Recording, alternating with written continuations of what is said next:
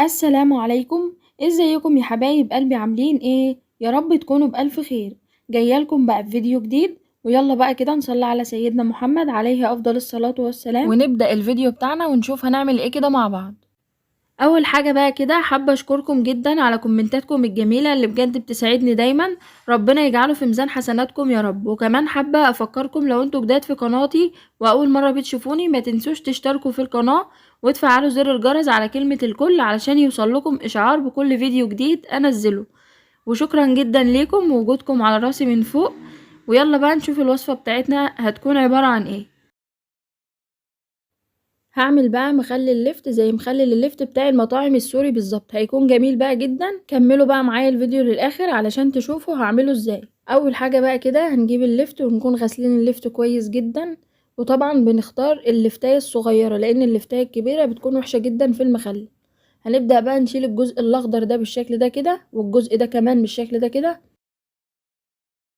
هنبدأ بقى ننضفها كده، لو اي حتة وحشة كده بنشيلها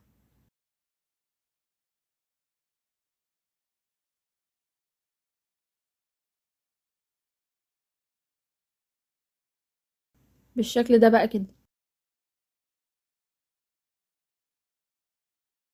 هنشيل بقى الجزء الاخضر ده بالشكل ده. طبعا في ناس بقى بتخلي الاعواد الخضرا دي، بس انا بقى مش هخللها لانها ما كانتش عاجباني المره دي. انا بحبها برضو بس مش هخللها المره دي.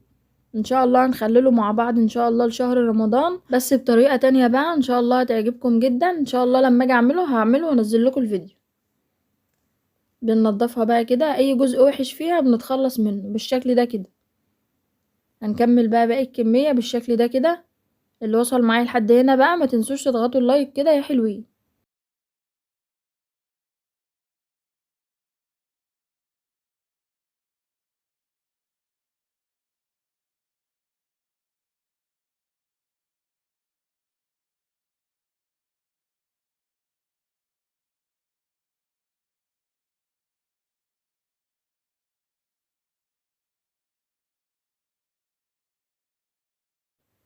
بعد بقى ما خلصنا الكميه كلها بقى بالشكل ده كده، هنبدأ بقى كده نقطعه. انا هقطعه بقى بالسكينة دي عشان يبقى شكله حلو كده. طبعا بقى ممكن تقطعوه زي ما انتوا تحبوا. انا هقطعه بقى بالشكل ده كده. عاوزين بقى تقطعوه له مكعبات صغيرة، تقطعوه بالطول زي ما انتوا تحبوا بقى، التقطيع اللي انتوا تحبوه. هنقطع بقى الكمية كلها بالشكل ده كده.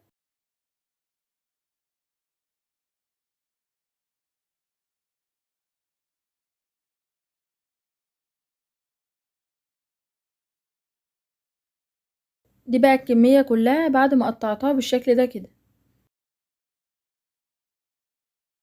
عشان بقى ناخد اللون الجميل بقى بتاع المخلل زي ما انتوا شفتوا معايا كده في اول الفيديو، هنجيب بقى كده واحدة من البنجر ونقطعها بقى كده زي صوابع البطاطس بالظبط بالشكل ده كده. وفي نفس الوقت طبعا البنجر هيدي للمخلل بتاعنا قيمة غذائية.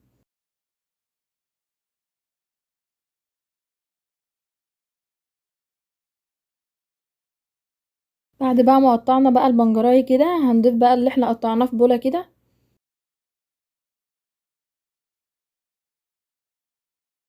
هنبدأ بقى نجهز بقى المحلول الملحي بتاع المخلل بتاعنا.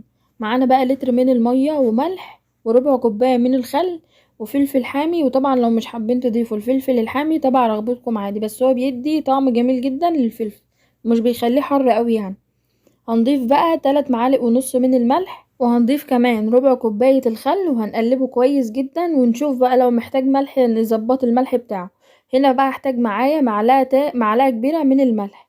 اجمالي الملح اللي انا ضفته 4 معالق ونص كبار من الملح. هنجيب بقى البطرمان بتاعنا ونكون معقمينه كويس جدا. بنعقمه ازاي بقى؟ بنجيب بقى البطرمان ونحط فيه مية مغلية ونركنه بقى على جنب لحد ما المية تبرد فيه خالص. بعد كده بنفضيه وبننشفه كويس وبنبدأ بقى نستخدمه بالشكل ده كده. هنا بقى كده كنت بضيف بقى طبقة كده من اللفت وطبقة من البنجر عشان البنجر بقى يبقى متوزع مع اللفت كله، ويبقى كله واخد نفس اللون بالشكل ده كده.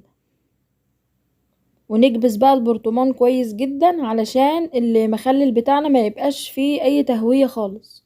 وبعد كده حطينا الفلفل الحامي بالشكل ده كده. اهم حاجة نكبس البرطمان كويس.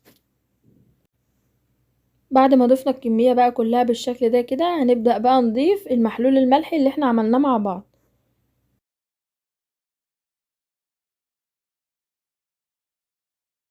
بجد الطريقة دي جميلة جدا، ان شاء الله لما تجربوا الطريقة دي هتعجبكم جدا.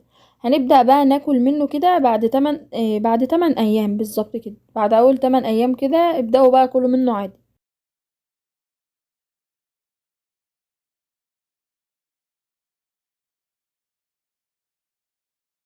كان في بقى وحدتين ليفت كنت شايلاهم بقى عشان اعرف اضيف المية من غير ما توقع مني بالشكل ده كده، ضفتهم بقى.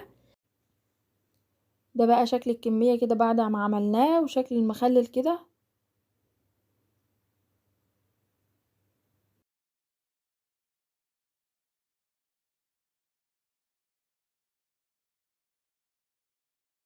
هنغطيه بقى بالشكل ده كده.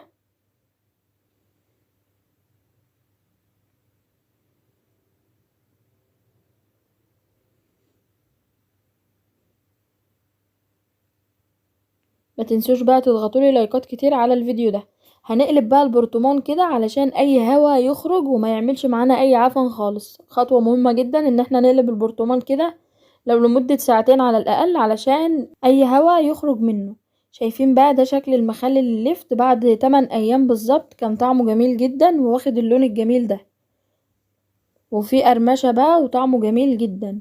وبكده بقى نكون وصلنا لاخر الفيديو بتاعنا. ما تنسوش بقى تضغطوا لي لايكات كتير على الفيديو ده، ولو انتوا جداد في قناتي واول مره بتشوفوني ما تنسوش تشتركوا في القناه وتفعلوا زر الجرس علشان يوصلكم اشعار بكل فيديو جديد انزله. ولما تجربوا بقى طريقه المخلل تعالوا قولوا لي رايكم فيها ايه، وربنا يحسن ما بين ايديكم يا رب.